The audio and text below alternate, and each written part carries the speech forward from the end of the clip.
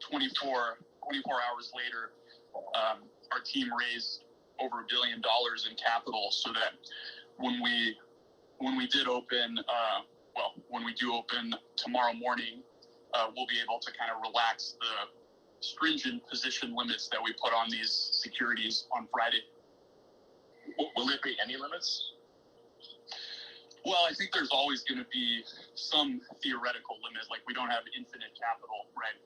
And on Friday there were limits.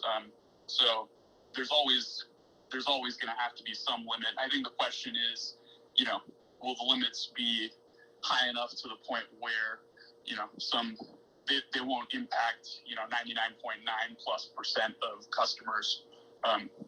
So, if someone were to deposit $100 billion and decide to trade in one stock like that, that wouldn't be possible,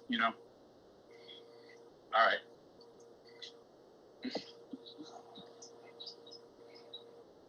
All right. Well, I guess people really just want to know, if you had no choice, then you had no choice. It's a gun-to-head situation. And, then that's understandable. But then whoever put that gun to your head should, be willing to answer the public. Yeah, listen, and, I know there's processes. This is unprecedented times. And to be fair to those guys, they've been reasonable. So, I think the one thing that is maybe not clear to people is Robin is a participant in the financial system. So we have to work with all of these counterparties. So we do get a lot of questions about, why do you work with market makers? Why do you work with clearing houses? Vertically integrating and getting, it's hard enough to build introducing a clearing broker dealer. Not too many people have done that, but the financial system that allows customers to trade shares is sort of a complex web of multiple parties, and it's hard to. Everyone says, it could be better, it could be improved. It's just the necessity of trading equities in the U.S. that you have to do all these things. To what degree are you beholden to Citadel? Basically, if Citadel's unhappy, then what happens? Yeah, so that, there was a rumor that Citadel or other market makers kind of pressured us into doing this, and now that's just false, right? Market makers execute our trades. They execute trades of every broker dealer.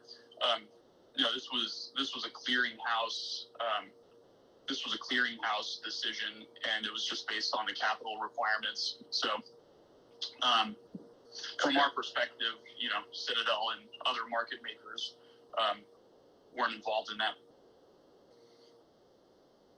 But wouldn't they have a strong say in who got put in charge of that organization, since it's an industry consortium, not a government consortium, or not a government regulatory agency?